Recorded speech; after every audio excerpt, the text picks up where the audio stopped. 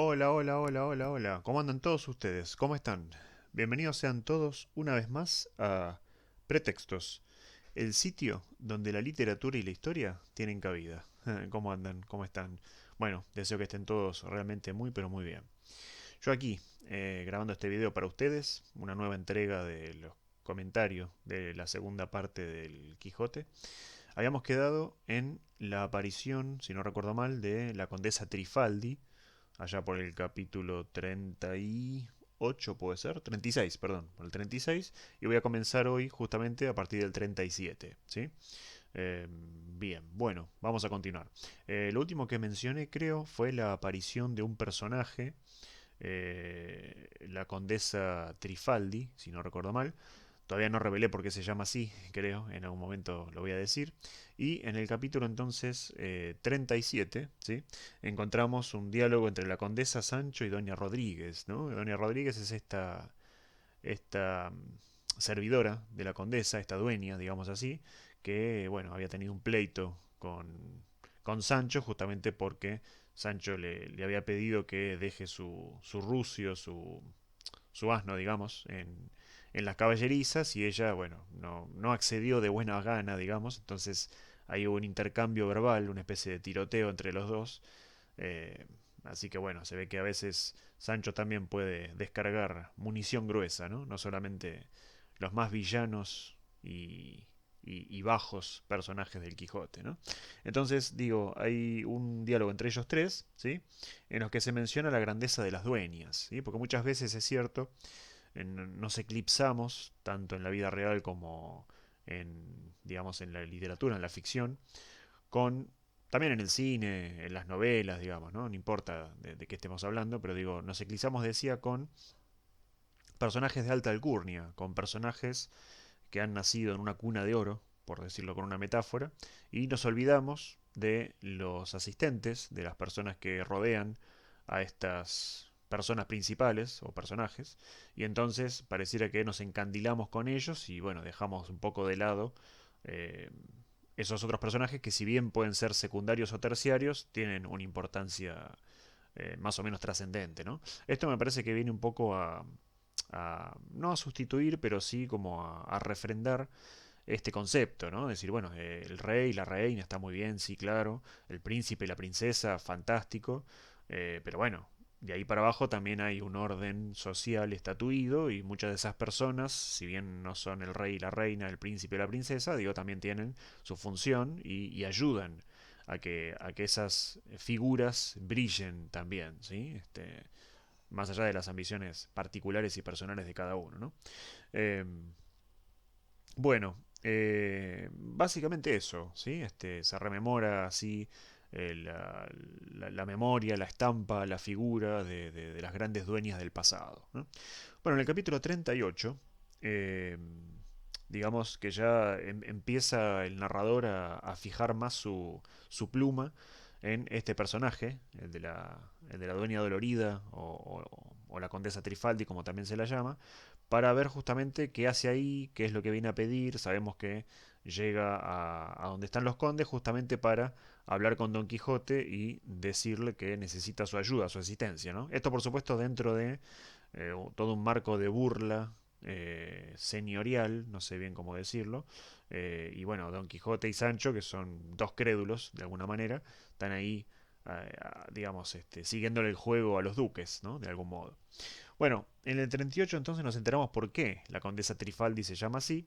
Se llama así porque la falda que ella tiene como parte de su vestimenta es llevada por tres servidores, ¿no? Entonces no significa Trifaldi que tenga tres faldas, sino que la falda se divide en tres y cada servidor toma una parte al momento de que ella se traslade, ¿sí?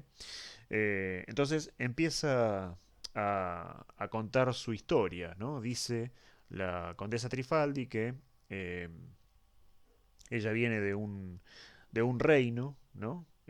Había servido en un reino la princesa Antonomasia. Acá, como siempre, Cervantes juega con los nombres, ¿no? Entre otras cosas. Lo hace también en su teatro y algunas veces sospecho también en la poesía, ¿no? Bueno, porque sería distinto en la segunda parte del Quijote. Eh, bueno, y hubo muchos caballeros que la pretendieron, ¿sí? Uno de esos caballeros, para llegar justamente a esta princesa, Antonomasia, pasa primero, digamos, o intenta ganarse el favor de la condesa Trifaldi, ¿sí? Lo logra y lo que ocurre es que, bueno, la princesa queda embarazada, ¿sí? Acá tenemos una vez más la maravillosa técnica en literatura del relato enmarcado, ¿sí? Llega un personaje, se presenta, el narrador la describe, bueno, habla, lo escuchamos, ningún problema, y cuenta una historia, ¿sí? Esto es bastante común, no solo en el Quijote, sino en otras obras, pero creo que era bastante novedoso en esa época también, ¿no? Como técnica literaria. Bueno, en el capítulo 39, ¿sí? Eh, es que la reina, ¿no? Enterada de la situación, muere y aparece el gigante Malambrino, ¿no? Que encantó a todos, un poco como parece le ocurrió a los personajes de Montesinos y la misma Dulcinea en la famosa cueva, ¿no? Hay un gigante que vino aquí a encantar a todos. A encantar, digamos, en el sentido mágico, ¿no? Y a encantarnos a nosotros, los lectores, también. Y entonces, eh, digamos, hay, hay un recurso que también tiene que ver con la burla, con la mofa de Cervantes, porque dentro de ese encantamiento lo que ocurre es que la misma condesa Trifaldi, sus damas de honor y otras señoras empiezan a percibir cómo les crecen las barbas, ¿no? Barbas de hombres.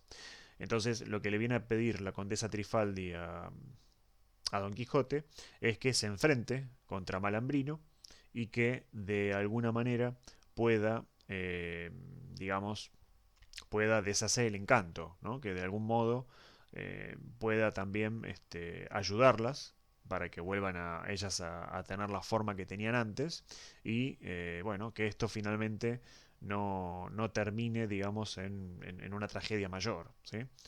Todo, como les decía, en el marco de la burla, ¿no? Que tanto Don Quijote como Sancho reciben. Bueno, entonces, en el capítulo ya 40, ¿sí? Vamos avanzando bien hoy, parece. Sí. Eh, entonces, la condesa Trifaldi explica que Malambrino va a enviar una especie de caballo de madera, ¿sí? Un tal Clavilenio, ¿sí? Se llama así porque tiene una clavija. Aquí hay de nuevo un juego de palabras entre clavija y leño, ¿no? Clavilenio. Es un caballo de madera. Aquí aparecen, por supuesto, las reminiscencias con respecto a Troya. eh, digamos, la epopeya homérica toma aquí, digamos, una figura importante. eh, y también un poco para reforzar esta cuestión de lo que el caballero andante debe hacer para restituir la justicia en el mundo y para ganarse un nombre y una fama con el cual sustentarse después, ¿verdad? No es una cuestión no es una fanfarronada de feria o de taberna, sino que efectivamente se trata de personas, personajes, la mayor cantidad de las veces, aunque Don Quijote no lo quiera entender, que, bueno, han vivido una suerte de aventuras y de algún modo se han granjeado un propio camino, ¿no? Han hecho una singladura bastante particular y fruto de ese camino, bueno, han logrado de alguna manera engrandecer su nombre y hacerse un sitial, digamos, dentro de la caballería andante, ¿sí? Sea en la ficción o en algunos pocos casos, los conocidos, seguramente hubo más, o en la realidad, ¿sí? No importa de qué estemos hablando, si estamos hablando de una novela de caballería o de un caballero andante que fue de carne y hueso, digamos, bueno, sea una cuestión o la otra, lo cierto es que por algo se le dice caballero andante y no comerciante o obispo o no sé, o cualquier otra función que haya podido cumplir dentro de la Edad Media, ¿no? Bueno, entonces eh, la idea es que Don Quijote y Sancho, ¿sí? Puedan ir a enfrentarse a este malambrino en Ancas de Clavilenio, ¿sí? Por supuesto que esto es muy bien recibido por Don Quijote, que ya quería saber justamente qué era lo que tenía que hacer, porque estaba listo para remediar, ¿no? El mal de estas señoras.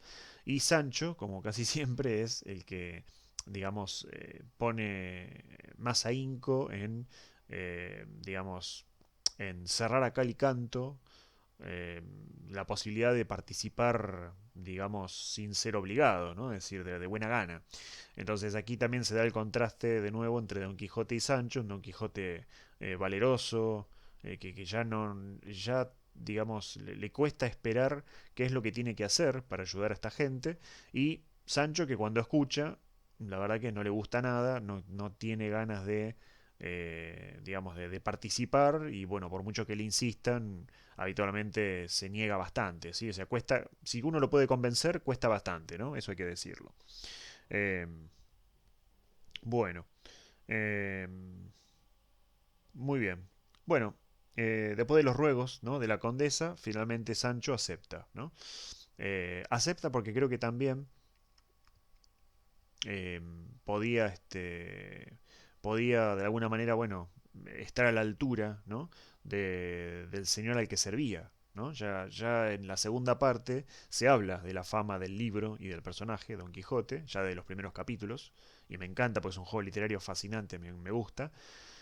Y también ahora le sirve, de alguna manera, a la condesa para decirle, bueno, vos sos el escudero de Don Quijote de la Mancha, no sos cualquier escudero, ¿no? Entonces tenés que estar a la altura de tu señor, ¿no? Y él acepta. Bueno, en el capítulo 41, ¿sí?, vamos a decir que la aventura de Clavilenio, ¿sí?, consiste en que Don Quijote y Sancho van en ancas de un caballo de madera que no se mueve del jardín del castillo de los duques, ¿sí? Eh, la burla consiste en hacerles creer que van volando por el cielo. Al rato los protagonistas cuentan a los duques su aventura, ¿sí? Aquí leí las notas que tomé para comentarlo ahora un poco mejor.